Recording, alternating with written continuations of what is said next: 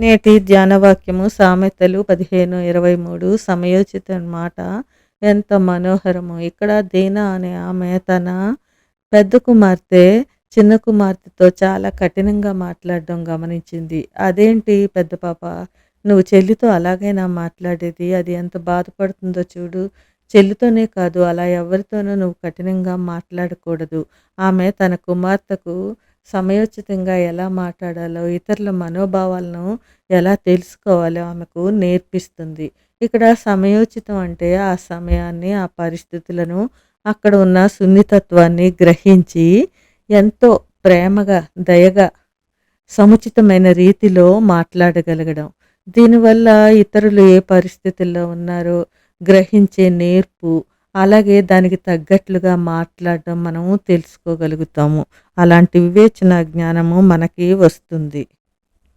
ఇలా సమయోచితంగా ఔచిత్యం కలిగి మాట్లాడడం, తన దగ్గరికి వచ్చిన ప్రజల మనోభావాలను గ్రహించడంలో, వారితో ప్రేమపూర్వకంగా వ్యవహరించడం అనేది మనం యేసయ్య ద్వారా నేర్చుకోవచ్చు.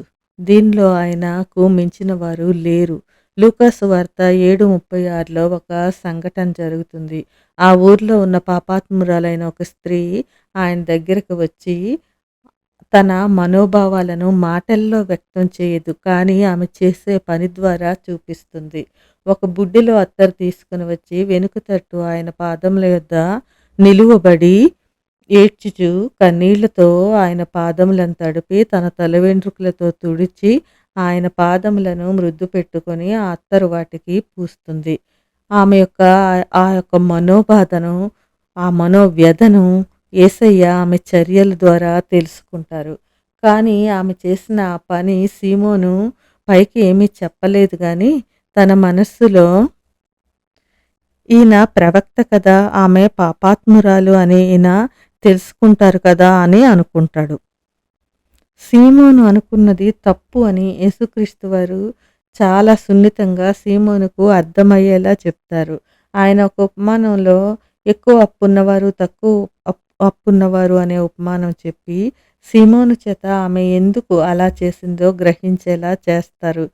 సీమోన్ను అడిగిన ప్రశ్నకు అతను చెప్పిన జవాబు ద్వారా అతన్ని మెచ్చుకుంటూ ఆ స్త్రీ తనకు ఎందుకు అలా చేసిందో సున్నితమైన రీతిలో సీమోనుకు విడమర్చి చెప్తారు. అలాగే ఆ స్త్రీతో కూడా చాలా సున్నితంగా, నీ విశ్వాసము నిన్ను రక్షించింది, సమాధానం గల దానవై వెళ్ళుము అని అంటారు. చూసారా ఎంత సమయోచితంగా, సున్నితంగా, ఎవరిని నొప్పించకుండా యేసయ్య ఎలా మాట్లాడారో. అందుకే ఎవరితోనూ దురుసుగా మనసును నొప్పించే విధంగా మాట్లాడకూడదు. అవతల వారి పరిస్థితిని గమనించాలి. వారి పరిస్థితులను అర్థం చేసుకోవాలి. మన మాటల వల్ల వాళ్ళు ఓదార్పు పొందాలి, స్వాంతన పొందాలి. కఠినంగా వాళ్ళు నొచ్చుకునేలా వ్యవహరించకూడదు.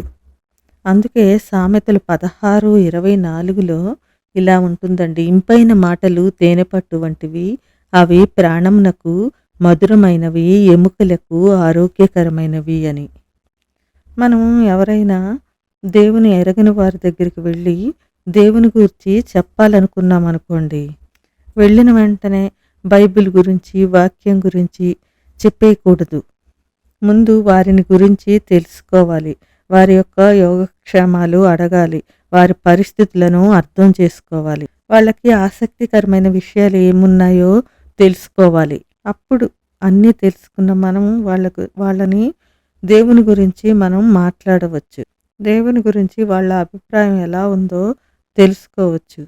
అప్పటికప్పుడు వారిలో మార్పు రావాలి, సరిదిద్దాలి అనుకోవడము అవివేకము. వాళ్ళతో ప్రేమపూర్వకంగా మాట్లాడడం ద్వారా మనం ఈ పని చేయొచ్చు. అలాగే ఎవరైనా ఏదైనా సమస్య గురించి మనకి చెప్పాలి అనుకున్నప్పుడు, ఇక్కడ యేసయ్య ఏం చేశారో చూడండి. ఏదైనా సమస్య గురించి ఇక్కడ మార్త ముందు తనకున్న సమస్యను యేసయ్యకు చెప్తుంది. ప్రభువారు ఆ సమస్యను విని ఆమె బాధపడకుండా ఆమె యొక్క సమస్యను అర్థం చేసుకొని ప్రేమపూర్వకంగా ఆమె ఆ సమస్య వల్ల ఏం పోగొట్టుకుంటుందో చాలా మృదువుగా చెప్తారు. లూకాసు వార్త 10:40 నుంచి ఉంటుందండి. ప్రభువా, నేను ఒంటరిగా పనిచేయుటకు నా సహోదరి నన్ను విడిచిపెట్టింది. నీకు చింత లేదా? నాకు సహాయం చేయమని ఆమెతో చెప్పు అంటుంది. అందుకు ప్రభువు, మార్తా మార్తా, నీవు అనేకమైన పనులను గూర్చి విచారం కలిగి తొందరపడుచున్నావు గాని అవసరమైంది ఒక్కటే అంటూ ఆమెకు చాలా మృదువుగా చెప్తారు. ఇంకా ఈ సున్నితత్వము, సమయోచితంగా మాట్లాడడం అనేది రేపు కూడా తెలుసుకుందామండి. దేవుని కృప మనతో ఉండునుగాక. ఆమేన్.